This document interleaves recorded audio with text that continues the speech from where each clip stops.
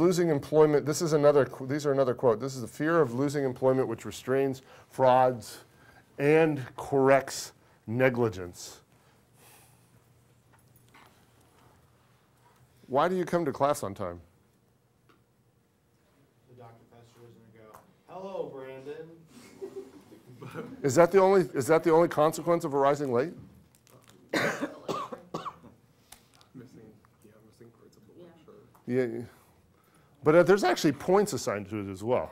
It's part of your professionalism grade that you, as described in the syllabus. But for all of those reasons, so are you here, so why do you arrive on time to class? Because there's all sorts of penalties, some of which are genuine, I won't learn as much, but there are other penalties as well for arriving in class. What's the penalty for arriving at work on arriving late to work on a consistent basis? You can get fired. I've seen it. I've seen professional accountants fired because they showed up to work at 9 all the time rather than 8 like everybody else. And after a while, when it came time to make cuts, that person got cut. And so it restrains frauds and corrects negligence. So you're not going to be coming late. You're going to be more effortful. Why? Because you want to keep your job. What Smith argued was that in a commercial society where every man becomes, in some sense, a business, that lots of good things happen. You become less negligent, per the prior quote, but you become, in some sense, a merchant where you have, you're self-controlled. You might not cuss as much as you would otherwise normally think you might. You're going to kind of plan and keep your promises and do what you're going to say, not because you inherently feel like that's what you'd want to do, but because you have a sense of what it would cost you if you don't behave that way. And therefore, you behave better than you otherwise would. And that these behaviors spread throughout society. I mean, in short, Adam Smith views one of the functions of the market is to make people less selfish. So isn't that kind of, it's interesting that the market society takes advantage of our selfish inclinations to get us to work harder, and it therefore gets us to behave less selfishly in some senses.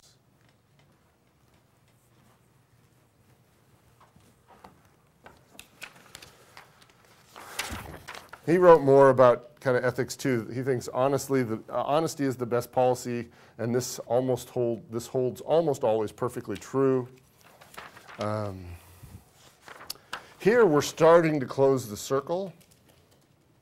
If his employer is attentive and parsimonious, the workman is very likely to be too. So kind of almost the Smithian version of the golden rule that the boss can set an example that the employee can follow.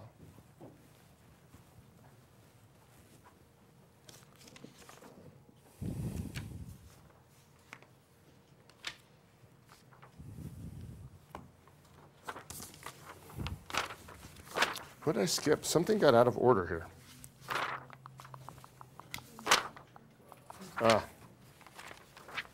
So, no, I have it in the right order. I just changed the order. Okay.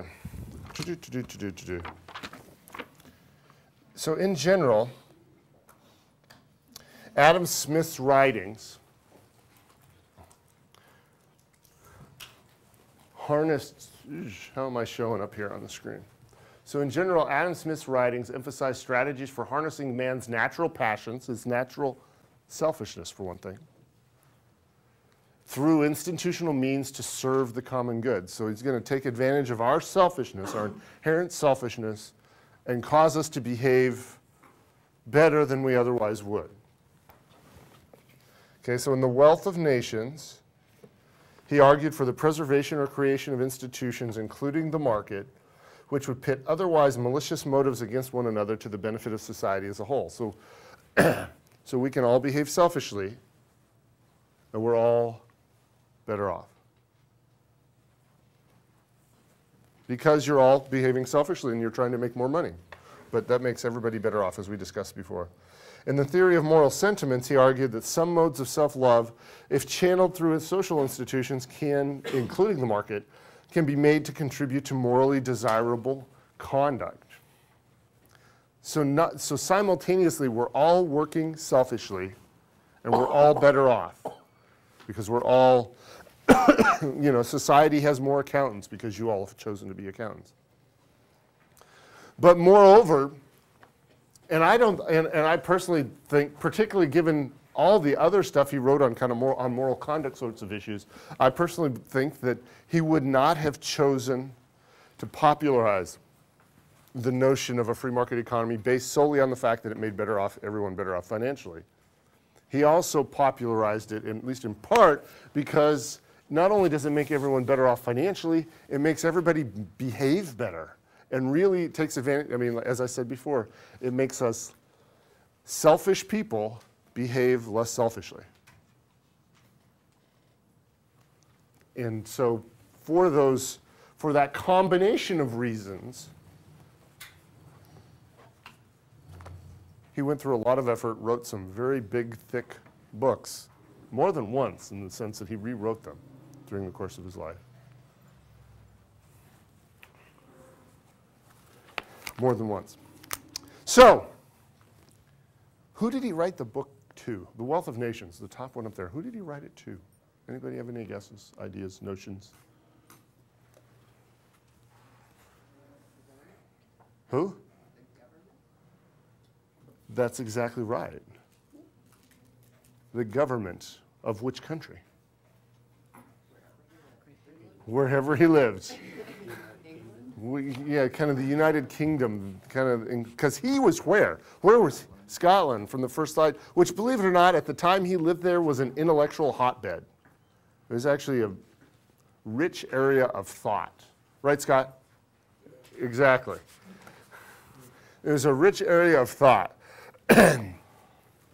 And so he was writing it to the British government, the House of Parliament, and whatever form of government was in there, because the government had to do things and institute some laws that we kind of take for granted. What do you need for a market economy to exist? Kind of really basic foundational stuff. Huh? Absolutely right. Personal property. You have to be able to own property. And you have to be able to keep the money you make, or at least a substantial portion of it. Okay? You need those two things. And we take that for granted now, but certainly at the time that the book was written, that wasn't the norm in Western Europe, where there would have been serfs and other sorts of, everyone didn't own land and everyone could not own land and make their own living. And so, so he wrote it to the government. These other, even more foundational things were needed, and clearly somebody got convinced somewhere in the down the course of history. So Stephanie, can you tell me something you've learned today? That Adam Smith was a writer. Mr. Newland, can you tell me something you learned today? The golden rule. What, you've never heard the golden rule before? This is something else? What about the golden rule? Ethical behavior enables the market economy to function more smoothly and at lower cost. That just happened to be what your eyes fell to on the page that was open. Well, I actually started because you said something, so I thought maybe that one's going to be on test. So. TJ, did you learn anything today?